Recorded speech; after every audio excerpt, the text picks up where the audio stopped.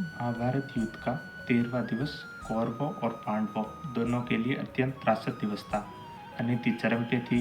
उस पूरे 13वें दिवस की दास्तान को इस कविता के माध्यम से प्रस्तुत है कि जब कुरुक्षेत्र की समर भूमि में सरसैया पर भीष्म हुए, तब कुरुकलंक के नैनों में क्रोधाग्नि लगी और ग्रीष्म हुए। गुरुदेव बनेंगे सेनापति, ये चाल चली थी शकुनी ने, जिसमें फंसकर सब जूझ रहे वो जाल बनी थी शकुनी ने। इस बार चली थी चाल अजब, जिसमें ना कोई संधि हो, गुरुवर द्वारा वो ज्येष्ठ पांडुसुत समर भूमि में बंदी हो। फिर पांडव सेना में गुरुवर ने ऐसा तांडव नृत्य किया, सब समर मुंड से पाट दिए, कुछ ऐसा चित्र विचित्र किया। निज सेना की ये दशा देख अर्जुन को क्रोध अपार हुआ, बज उठा कृष्ण का 5 जन्य, फिर गांडीव का टंकार हुआ। कौरव सेना के होश उड़े, जब गुरुवर का रथ चूर हुआ, जो सोचा था वो विफल हुआ, सब सपना चकनाचूर हुआ। फिर कहा द्रोण ने दुर्योधन, मैं उससे पार न पा सकता, अर्जुन के रहते धर्मराज को बंदी नहीं बना सकता। फिर कहा त्रिगर्तों ने मिलकर हम प्रण पे प्राण लड़ाएंगे, हम अर्जुन को ललकारेंगे और दूर तलक ले जाएंगे। हम जान रहे हैं अर्जुन से पा सकता कोई पार नहीं, पर इससे बढ़कर मित्र तुम्हें मैं दे सकता उपहार नहीं। फिर क्या था ऐसी नीति बनी, जिसको सबने मंजूर किया, उसने अर्जुन को ललकारा और समर भूमि से दूर किया। अर्जुन के जाते गुरुवर ने फिर कुछ नवीन संरचना की, जिसका भेदन हो सके नहीं, उस चक्रव्यूह की रचना की। पांडव सेना भयभीत हुई, यह देख शत्रुदल सुखी हुए, जो सदा शांतचित रहते थे वो धर्मराज भी दुखी हुए, निज सैन्य तात को दुखी देख।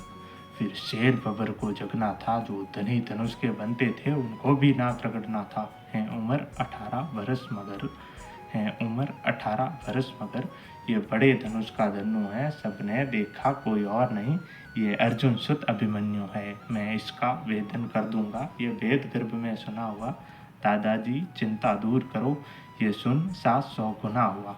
फिर अभिमन्यु के पीछे ही कुछ तेज चले, धीम चले, कुछ पैदल घोड़े रथ सवार, ले गधा गदाधर भीम चले, पर आज द्वार पर जयद्रथ था।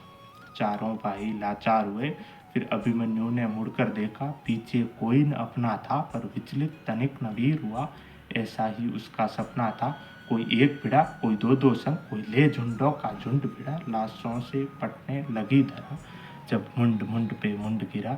दुर्योधन दुशासन विकर्ण कृतवर्मा अश्वत्थामा को, गुरु द्रोण कर्ण को हरा दिया, फिर मारा शकुनी मामा को। वह कर्ण भिड़ा जो दुर्योधन के विजय लक्ष्य की आशा था, वह कर्ण भिड़ा जो दुर्योधन के अंतर मन की भाषा था, वह कर्ण भिड़ा जो एक साथ 100 बाण चलाने वाला था, वह कर्ण भिड़ा जो दुर्योधन को विजय दिलाने वाला था।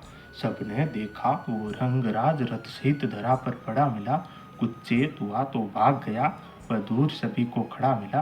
फिर दुर्योधन हो गया कुपित, ले सबका नाम पुकारा है, सब इसे साथ मिलकर मारो, ऐसा आदेश हमारा है।